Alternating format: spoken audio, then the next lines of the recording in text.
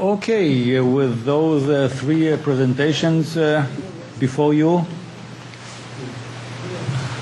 want to ask the distinguished panelists two questions, and I will leave it to Jeremy to decide what he's comfortable saying, given that he's an official. Wait, before we want to, for posterity. So, two questions.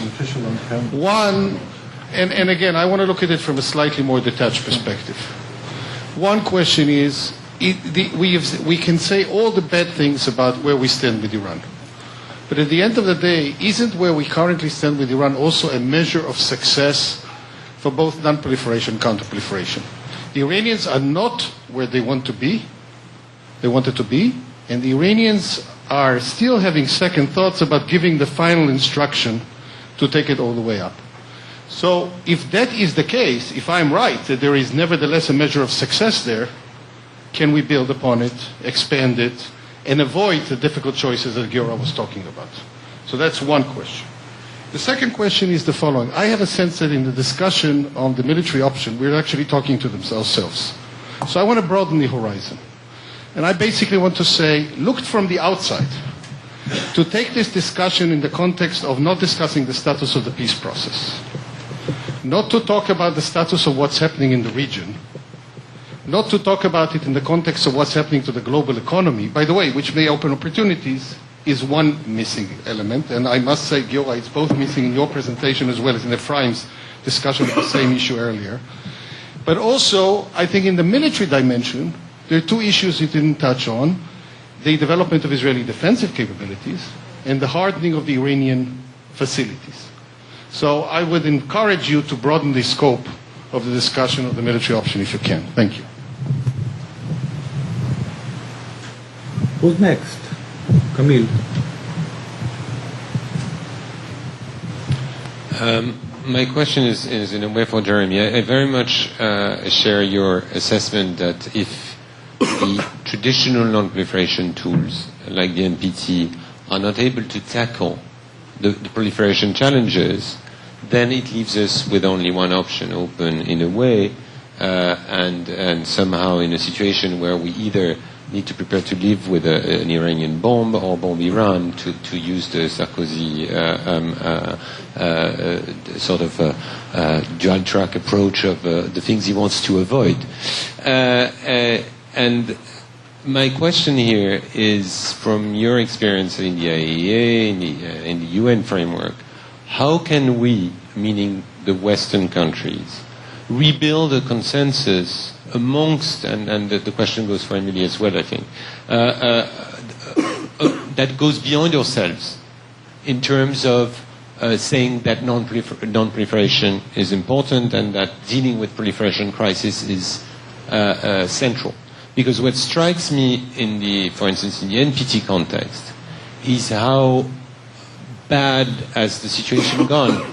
If you compare from 1995 to 2000 to 2010, the final documents, you see less and less non-proliferation, less and less reference to proliferation crisis, more and more general statement about the disarmament and the need for nuclear cooperation, but with as little control as possible. It's quite striking to see, for instance, any positive reference to export control that have disappeared from any NPT documents. In 1995, there was a positive reference to export controls as something that was helpful. That has disappeared in 2000 and is not there at all in 2010. So how can we do that? Because in the not so old days, it was possible to convince countries like South Africa, Egypt, and others that there was a benefit in having a balanced approach to this issue. And at the moment we see these very polarized debates where every delegation comes in with its own agenda, the Middle East conference, a global zero for next week, no limits to civilian nuclear cooperation, but is not ready to build any compromise that would include a non-proliferation component on our part.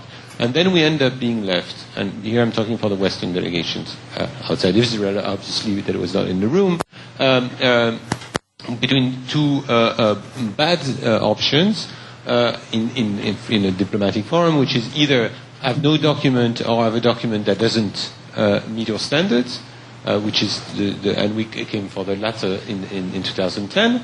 And then in a situation in which when we need to build up political support, including for the counter-proliferation option, again, it's seen as a sort of Western obsession, if not only an Israeli obsession, by the way, but, from the rest of the world, of saying, well, you're the only ones considering that, and the rest of the world will only list the number of good reasons not to do it, while they were completely silent when exploring more diplomatic and political options. So my question, which is, I know not easy, but how can we successfully reverse that trend that I believe is extremely worrying in the international fora dealing with these issues? Turn it to your colleague. Thank you. And actually, this follows on very well from what Camille was saying. Jeremy, a couple of other documents which I think may be worth mentioning as well. One is the UN Security Council resolution, which comes out almost simultaneously with the end of the NPT review conference on Iran. And second is the Tehran agreement, the Brazil Turkey Iran agreement. And I guess the question then comes to mind, if you've got these 2 or even 4 documents, how should you sort of approach it? Is there a value added in collectivizing them, putting them all together, or is it better served to divide and rule in some ways, try and address them each on their own sort of merit? And in this context, does the Middle East conference provide an opportunistic platform, shall we say, of trying to pull all of this together, or not? And this sort of, links up, Emily, to the point that you were saying, that yes, this may well become a platform for ganging up against Israel, but are there ways that Israel may use this opportunity to, sort of bring in these other issues so that it really becomes, a two-way kind of discussion rather than just Israel being cornered? Thank you. Thanks. We'll have the panelists answer those questions, and then Yair and Dudu Freeman. So, Kiora. I'll refer mainly to the questions of Eli. I agree that the comprehensive efforts that have been made by everyone against Iran somehow are successful, at least in the way that certain decisions are delayed in Iran. And I remember 10 years ago, the assessment within the Israeli Defense Forces was that by the year 2005, Iran will have nuclear capability. This was the assessment back in 2000. Now, if I'm quoting Meir Dagan, who says that something like this might not happen before 2015, so at least it is a 10 years of delay compared to our assessment, let's say 10 years ago, and this by itself is a positive thing. But I think that it is illusion to believe that the fact that today, just as tomorrow, just as yesterday, Iran still did not have nuclear capability, it means that they will not take the extra move and purchase such or produce such a capability when they are much closer to it, as they might be in the foreseeable future. So partially it is successful. I'm not sure that these diplomatic efforts by themselves can persuade Iran in any way to stop the activities. And as I said earlier, only a real international coalition of the United States and Russia might have a chance to be successful, but I don't think that something like this is likely to happen. Speaking about what Israel can do, I agree that whenever we speak about the political considerations, I didn't touch many of the possible considerations before such a decision is made. And I agree that Israel politically today is not perceived to be a very, reliable friend for some of the European countries, something that probably was different back in 2007. But I'm not sure how different it was back in 81 when Menachem Begin was the Israeli prime minister, and still after that attack, everybody in the world endorsed us and applauded to this attack. So, Was not true, by the way. Immediately thereafter, we were thrown out of the IAEA technical assistance, so the applaud came a bit later, okay. with an aftershock. But in historic perspective, it came after.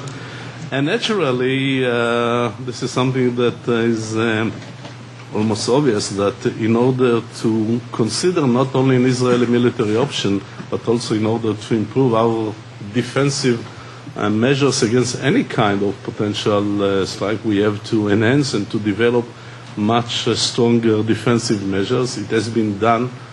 A huge amount of money is dedicated to this, as everybody knows. Some people say too much money. And I think that these efforts are continuing. So in this matter, I don't think that there is any conflict. Jeremy. Thank you. I think first of all, the Ellie's question. I think I'll address the first one, Ellie, and I think you really hit the nail on the head. I think where we do stand today is a measure of success of the international efforts in terms of Iran. I don't believe Iran is where it wants to be, where it planned to be at this time. There's clearly certain parts of their program which are not as advanced as they would have liked them to be. However, it doesn't mitigate the fact that a lot of the elements are moving forward. Look, at the end of the day, the last report talked about 5,000 kilos of LEU, 80 kilos of uranium enriched at 20%. The advanced centrifuges are continuing to be developed. COM is going to be made operational. They want to treble their enrichment. I mean, the strains are still very worrying. But I still, as I said before, believe that we're not in a situation where Iran is impervious to pressure. I think it is susceptible to pressure. It was susceptible to pressure in 2003 with the original suspension at the time of the Tehran Agreement. It was susceptible to pressure in 2004. It was also susceptible to pressure to 2007 after the surge speech in which George Bush decided to move 4 battle carrier groups into the Gulf. So I think it's also economically under a lot of pressure. There's clearly many measures that can be taken that could continue to impact Iran's calculations and its cost-benefit analysis. Will it be easy? No. But I still believe that the diplomatic option can provide an answer, can maybe provide a delay. I think there is still time. There is not a lot of time. This time will be probably measured in weeks and months, not in terms of years. But I think that at the end of the day, if there is a strong, strident diplomatic option between the Americans, Russians, and the Europeans, I think it's still an option that is able to be pursued. And I think that the last report now, that this week there'll be a meeting of the Board of Governors in Vienna, and that will obviously be an important focus of where things are moving with the Russians and the Chinese. Camille, you ask a very major question. I think we could start another seminar on it. I'd say the trouble is here. I think there are a lot of, when we talk about the ideas of rebuilding consensus and everything, and trying to create a new kind of like paradigm. First of all, I'd say, by all means, let's try, and that's been one of the major elements of our conversations with, when we go to these track 2 meetings. We were in the meeting in Brussels, which you had a very major hand in, which was, we went there with an open mind. We wanted to listen. We didn't go and start attacking verbally the other countries that were there, and unfortunately this was not reciprocal. But we put our ideas on the table, and we wanted. And there's a lot of questions that need to be asked when we're approaching issues of cardinal importance, like issues of national security.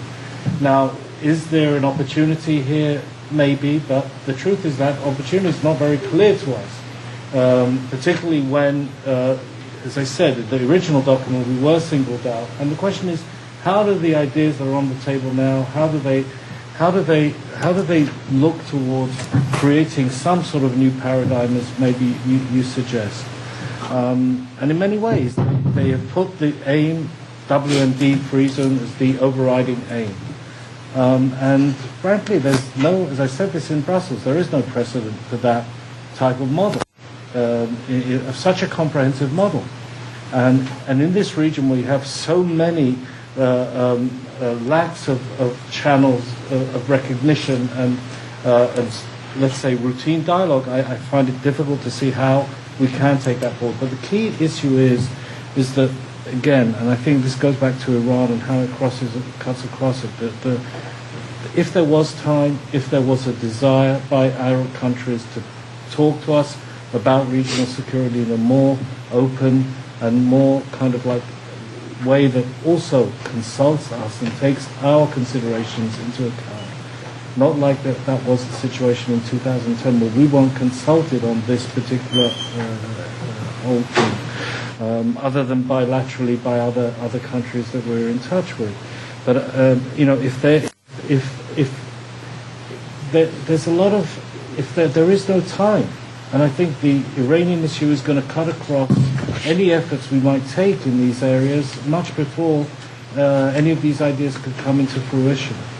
In that sense, I am, still think that we need a lot more time to develop them. There needs to be a lot more political will. But I'm not sure that dealing with Iran and having that lessen the impact on regional security in a general sense will be possible in such a time frame.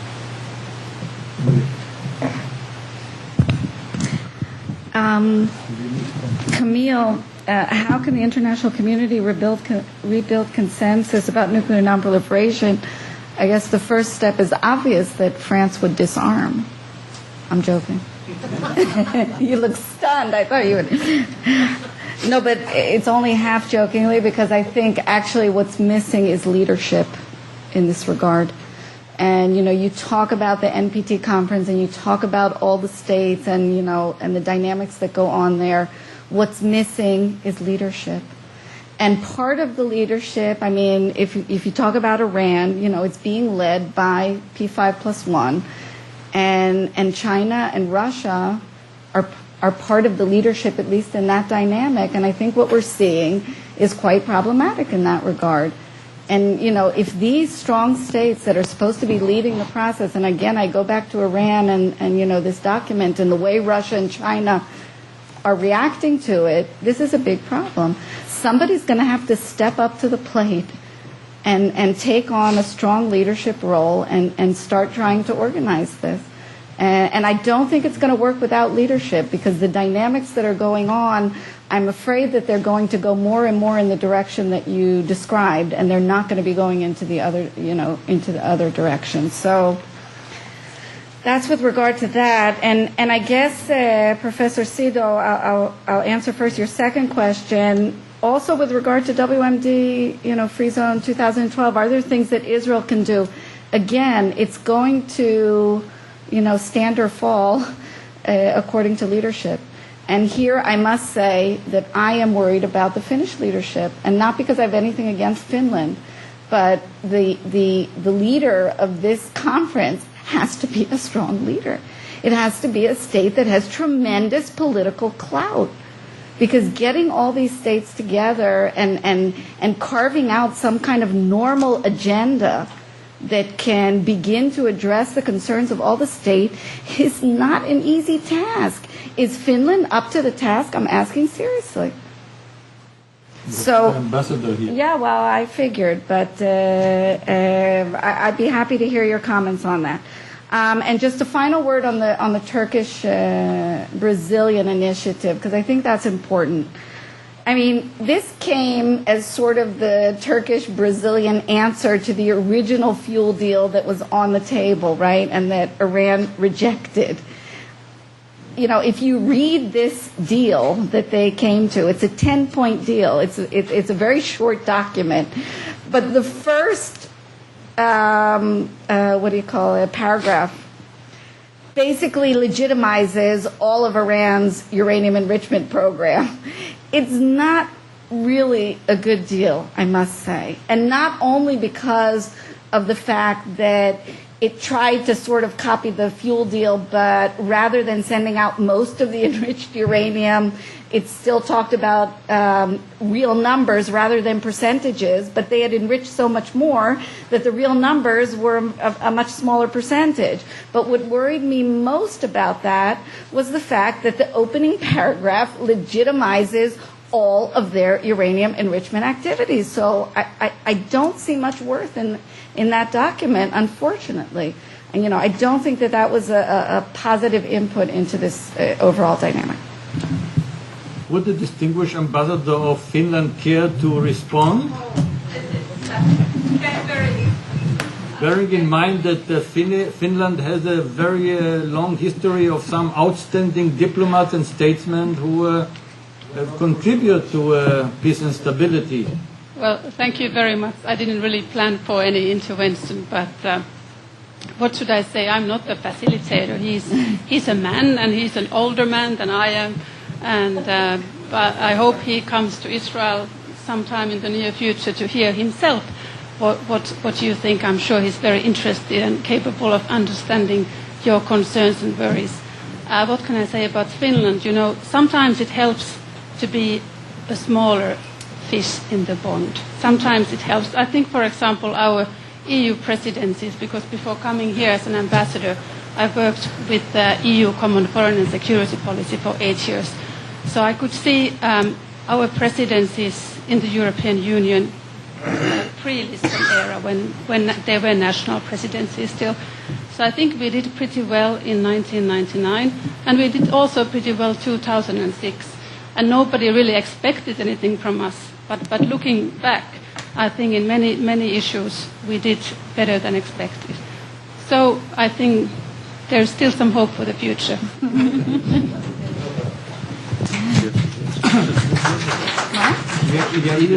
Yvonne, please. I have several comments, but because of the shortage of time, I'll say just one thing, or a question to Emily. And this is going back to the Iraq and the question whether there will be a renewal of the nuclear effort in Iran, a la Iraq, and so on and so forth.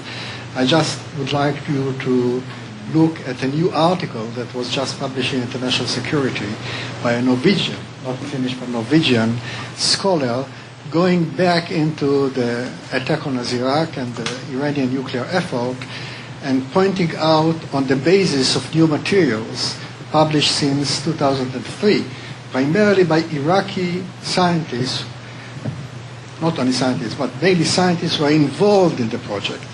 And then they point out, it's extremely interesting and fascinating, to the actual fact that precisely the attack on Iraq provoked the new major effort in Iraq, in the nuclear effort in Iraq. Then she looks at something which again is extremely fascinating, at the organizational and bureaucratic constraints on the nuclear effort, the budgetary constraints and so on, but there was a major change, or a change in perceptions about the need, Iraqi perceptions, primarily by Saddam Hussein, who was the main decision maker, about the need of Iraq to develop again a nuclear capability, but of course, because of the lessons of Iraq, on a much more dispersed, secret, and probably efficient basis. Whether it will affect our understanding about what will happen in Iran is a different matter, but I think this is worthwhile to look at. Thank you. Thank you. Dudu.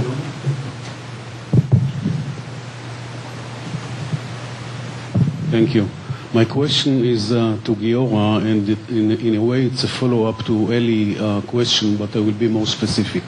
You mentioned the chemical weapons and missiles regarding the Syrian capabilities vis-à-vis the action in Syria a couple of years ago. But I want you to dwell on on introducing into the equation of the military consequences of Iran after a possible attack on its nuclear facilities, especially bearing in mind that the Israeli preparedness is mainly the great investments, the big investments, are mainly against the short-range rockets from Hezbollah and Hamas, but not so much, I would say, vis-à-vis the chemical capabilities in Syria. And to close this gap will take time after the decision, which is, by the way, not taken so much very aggressively by the government. So I think that's a very specific and very important point, because the damage, if it's normal, I mean, a conventional missiles, as you mentioned, from Iran, and I agree that the damage then is very confined and limited, but the damage from chemical attacks from the hundreds, I would say, Syrian missiles can be dramatic and very devastating. Thanks. Thank you. We'll start the closing remarks. I'll ask Jeremy to respond. Yeah. I'm sorry, I should have responded before.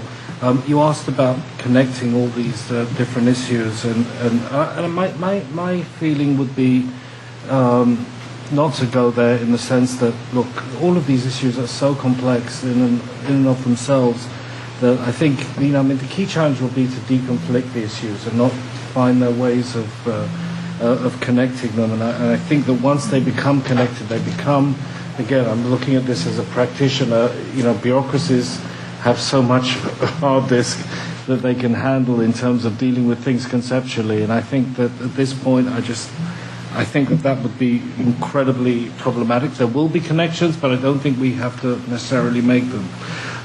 In terms of the opportunity itself, I think it's, and Emily, I have to, I think, look, when we look at the challenges of regional security and the idea of getting together a much more serious regional dialogue on these issues, I don't think it's going to be just a matter of leadership. Leadership is important, and I think it's frankly not fair to all of a sudden come and put all our problems on Finland and say, okay, now solve them, and if you don't solve them, then we're obviously we have a responsibility. The Arab countries have a responsibility.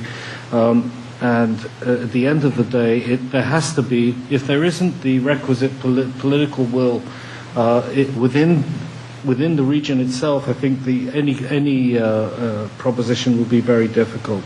But also, it's not only a matter of the leadership; it's a matter of the timing.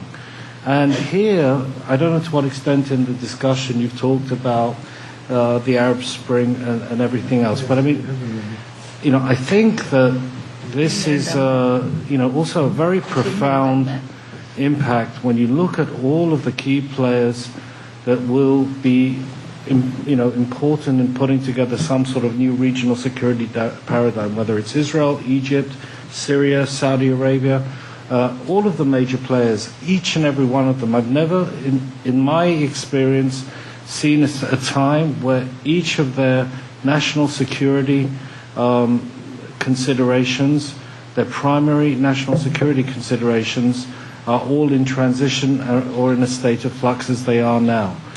Syria, I don't think anyone needs to explain. Egypt has a range of issues on its table, from internal to issues with Libya, with Sudan, with its with the political transition, economic issues. Israel, also its relations with all of its neighbors, are still in a state of major flux. So I think the timing is a very critical component here, and whether the timing can also lend itself to some sort of connection in the coming year or the next years. But I still think that doesn't excuse us from thinking about it and trying to create different structures that could, create more confidence-building measures, more dialogues, more face-to-face discussion. I think we need it, and I think we're direly in need of these type of structures to help us move forward. Thank you. Thank you. Giora? I disagree that Israel is more prepared to attacks from shorter ranges compared to attacks from distant countries like Syria, Iraq, and Iran. We began to develop the aero systems many years ago, while the Iron Dome and others we began to develop only a few years ago. So in a way, Israel today is more prepared to attacks from long distances compared to short distances. And of course, the really important question, and this is beyond, of course, the scope of this discussion, is where exactly to put your efforts. And Itzik Ben Israel used to say many times that instead of looking where are our weakness points and to try to strengthen them, we should think in different way and to try to see where is our relative advantage, and we should enhance our relative advantage in order to push the other side to be in more defensive approach. And to a certain extent, this was the Israeli policy for many, many years. In regard to the Syrian threat, this is something that I can say in a more explicit way. As today, it can of course change if Iran has nuclear weapons, but as today, from the military point of view, and I'm not speaking about the likelihood of using such weapons, but if we speak about capabilities to cause a destruction, and even more than destruction in Israel, the Syrians have capabilities today which are by far more impressive than what the Iranians have as today, because their proximity, because of the chemical weapons that they have that can create not only physical damage, but we can understand what might be the psychological impact if and when they use it. The likelihood that they will use it seems to be very low, but if we speak about capabilities, this is something that we have to be concerned. And I emphasize this point just when we spoke about the Israeli attack back in 2007, that despite certain concerns that emerged at that time, a courageous decision was made to dismantle something which seemed to be even more dangerous, and this is Iranian nuclear capability someday in the future. So as to the, in Syria. Of course, today Syria is much more preoccupied with other problems, but speaking about the military capabilities, this is a good reason to be concerned. That's true. Emily. I just have a question from Yair about Iraq. There's just too many counterfactuals here that we can't know. I mean, what would have happened if Israel hadn't attacked Syria? I mean, part of the equation was, I guess, that Iraq had the sense that nobody was onto it, right? So they were continuing on their way, and who knows when they would have reached their goal. The fact that after they were attacked, they dispersed, they went underground, that's a reaction to the attack, but that's not necessarily an indication of increased motivation. My point is that now the Iraqi case is being brought into the Iranian case in a way that I think needs to be dealt with in perhaps a more sophisticated manner, rather than saying, well, just like what happened in Iraq, not only did they go back to it, but they redoubled their efforts. Well, how do you know that? And what about Syria? Did they redouble their efforts? Did they go underground? And also, what does that mean, if it means anything, with regard to Iran? Iran is already underground. Are they going to go more underground? And all of this is not to say that I support or anything a military option, but I'm saying that when we discuss the military option and we use historical examples, I think it needs to be a little bit more sophisticated discussion than just putting in these slogans and trying to beef up arguments that are against military attack, which might be valid, but use good arguments. Don't use arguments that are a little bit precarious. To be continued, we all thank the panelists. I thank the audience. It's 4:02. The next session, which I will urge all of you to be here, is at 4:20. In between, coffee is available. Thanks. Thank you, the moderator. Huh?